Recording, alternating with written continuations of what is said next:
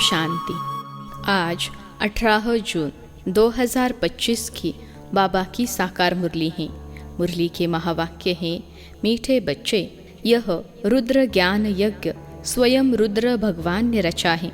इसमें तुम अपना सब कुछ स्वाहा करो, क्योंकि अब घर चलना है। प्रश्न है, संगम युग पर कौन सा वंडरफुल खेल चलता है? उत्तर है, भगवान के रचे हुए यज्ञ में ही आसुरों के विघ्न पड़ते हैं। यह भी संगम पर ही वंडरफुल खेल चलता है। ऐसा यज्ञ फिर सारे कल्प में नहीं रचा जाता। यह है राजस्व अश्वमेध यज्ञ, स्वराज्य पाने के लिए। इसमें ही विघ्न पड़ते हैं। ओम शांति। तुम कहाँ बैठे हो?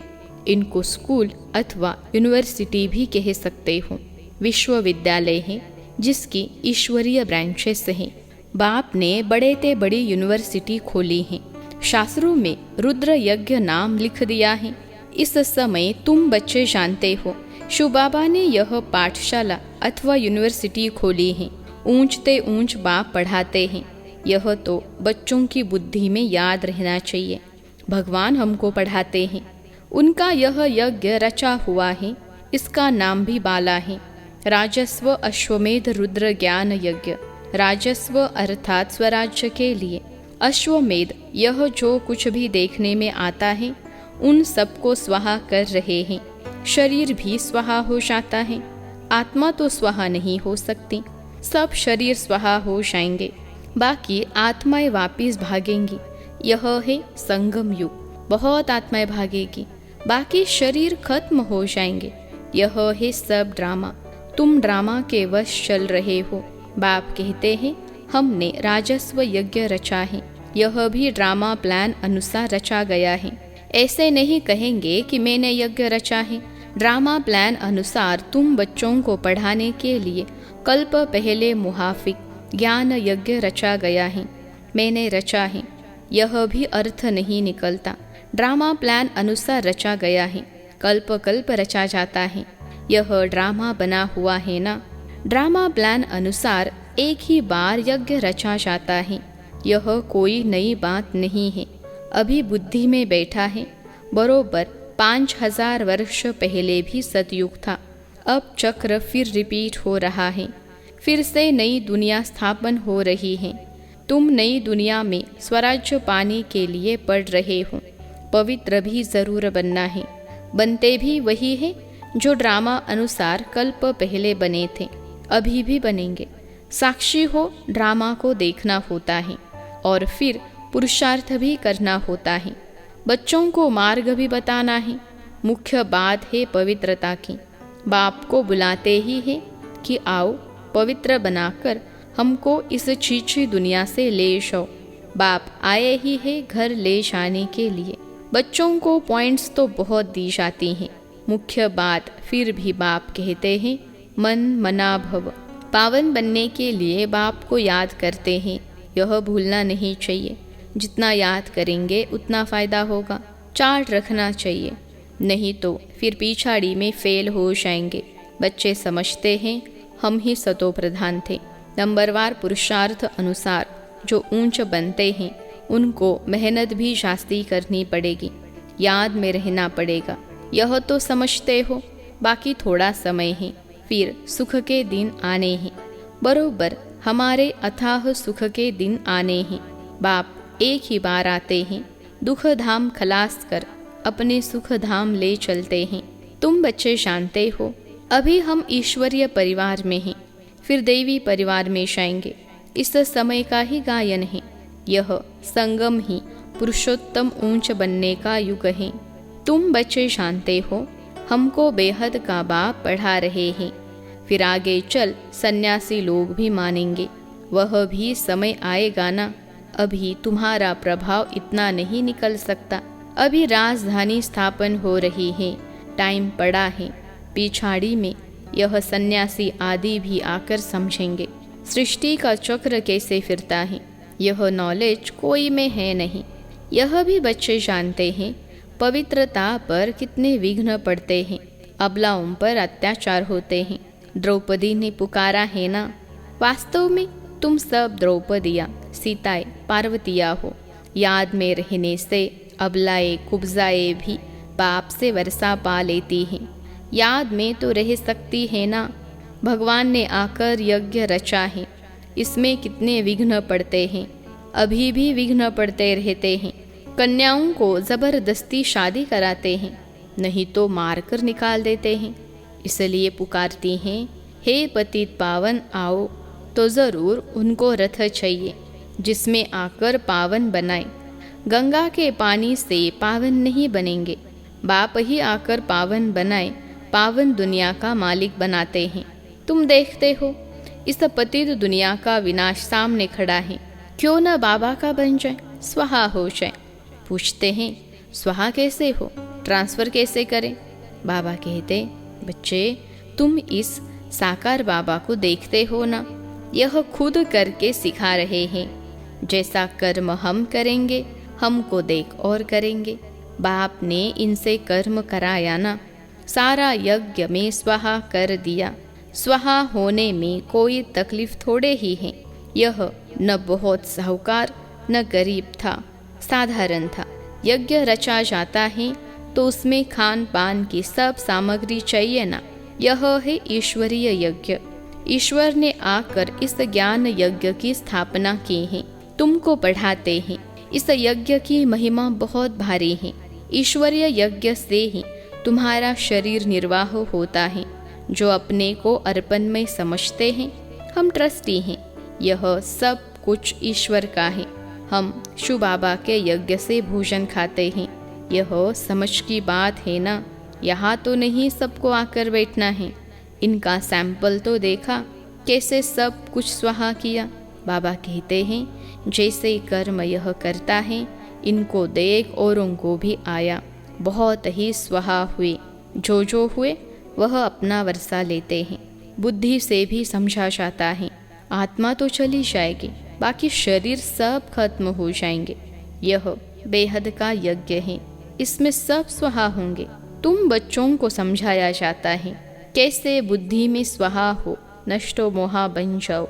यह भी जानते हो, यह सारी सामग्री खाक हो जानी है। इतना बड़ा यज्ञ है, वहाँ फिर कोई यज्ञ नहीं रचा जाता है, न कोई उपद्रव होते हैं। यह सब जो भक्ति मार्ग के अनेक यज्ञ हैं, वह सब खत्म हो जाते हैं। ज्ञान सागर एक ही भगवान है, वही मनुष्य सृष्टि का बीज रूप सत चैतन्य है। शरीर तो जड़ है, आत्मा ही चैतन्य है, वह ज्ञान सागर है। तुम बच्चों को ज्ञान सागर बैठ पढ़ाते हैं, वह सिर्फ गाते रहते हैं और तुमको बाबा सारा ज्ञान सुना रहे हैं।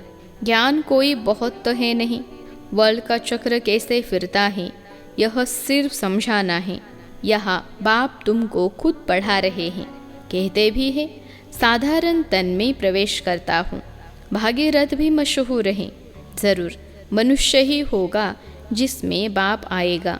उनका एक ही नाम चला आता है, शिव, और सबके नाम बदलते हैं। इनका नाम नहीं बदलता, बाकी भक्ति में अनेक नाम रख दिए हैं। यहाँ तो है ही शिव बाबा। शिव कल्याणकारी कहा जाता है। भगवान ही आकर नई दुनिया स्वर्ग स्थापन करते हैं, तो कल्याणकारी ठहराना। तुम जानते हो भारत में स्वर्ग था, अभी नरक है, फिर स्वर्ग जरूर होगा। इनको कहा जाता है पुरुषोत्तम संगम युग। जबकि बाप खिवैया बन तुमको इस पार से उस पार ले जाते हैं। यह है पुरानी दुख की दुनिया, फिर जरूर नई दुनिया होगी। ड्रामा अनुसार जिसके लिए तुम अभी पुरुषार्थ करते हो, बाप की याद ही घड़ी घड़ी भूल जाती है। इसमें है मेहनत।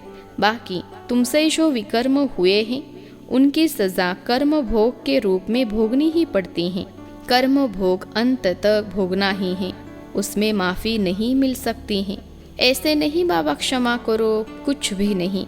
ड्रामा अनुसार सब होता है, क्षमा आदि होती ही नहीं। हिसाब किताब चुकतू करना ही है। तमो प्रधान से सतो प्रधान बनना है। इसके लिए श्रीमत भी मिलती है। श्री श्री शिव बाबा की श्रीमत से तुम श्री बनते हो। ऊंचते ऊंच बाप तुमको ऊंच बनाते हैं। तुम अभी बन रहे हो, अभी तुमको स्मृति आई है। बाबा कल्प कल्प आकर हमको पढ़ाते हैं। आधा कल्प उनकी प्रारब्ध मिलती हैं। सृष्टि चक्र कैसे फिरता है उस नॉलेज की दरकार नहीं रहती। कल्प कल्प एक ही बार आकर बतलाते हैं कि यह सृष्टि का चक्र कैसे फिरता है। तुम्हारा काम है पढ़ना और पवित्र बनना, योग में रहना है। बाप के बनकर और पवित्र नहीं बनेंगे तो 100 गुना दंड पड़ जाएगा, नाम भी बदनाम हो जाता है। गाते भी हैं, सदगुरु का निंदक ठोर न पाए। मनुष्य को पता नहीं कि यह कौन है। सत बाप ही सतगुरु सत टीचर होगा ना। तुमको पढ़ाते वह है, सच्चा सदगुरु भी है। जैसे बाप ज्ञान का सागर है, तुम भी ज्ञान के सागर हो ना। बाप ने तो सारा ज्ञान दे दिया है। जिसने जितना कल्प पहले धारण किया है उतना ही करेंगे। पुरुषार्थ करना है, कर्म बिगर तो कोई रह न सके। कितने भी हठयोग आदि करते हैं, वह भी कर्म है ना। यह भी एक धंधा है आजीविका के लिए। नाम होता है, बहुत पैसा मिलता है, पानी पर आग पर चले जाते हैं, सिर्फ उड़ नहीं सकते हैं। उसमें तो पेट्रोल आदि चाहिए ना। लेकिन इनसे फायदा तो कुछ नहीं, पावन तो बनते नहीं। साइंस वालों की भी रेस है, उनकी है साइंस की रेस और तुम्हारी है साइलेंस की। सब शांति ही मांगते हैं। बाप कहते हैं शांति तो तुम्हारा स्वधर्म है। अपने को आत्मा समझो, अपने घर चलना है शांति धाम। यह है दुख धाम। हम शांति धाम से फिर सुख धाम में आएंगे। यह दुख धाम खलास होना है। यह अच्छी रीति धारण कर फिर औरों को धारण कराना है। बाकी थोड़े रोज हैं, वह पढ़ाई पढ़कर फिर शरीर निर्वाह अर्थ माथा मारना पड़ता है। तकदीरवान बच्चे फौरन निर्णय ले लेते हैं कि हमें कौन सी पढ़ाई पढ़नी है, उस पढ़ाई से क्या मिलता है और इस पढ़ाई से क्या मिलता है। इस पढ़ाई से तो 21 जन्मों की प्रारब्ध बनती है।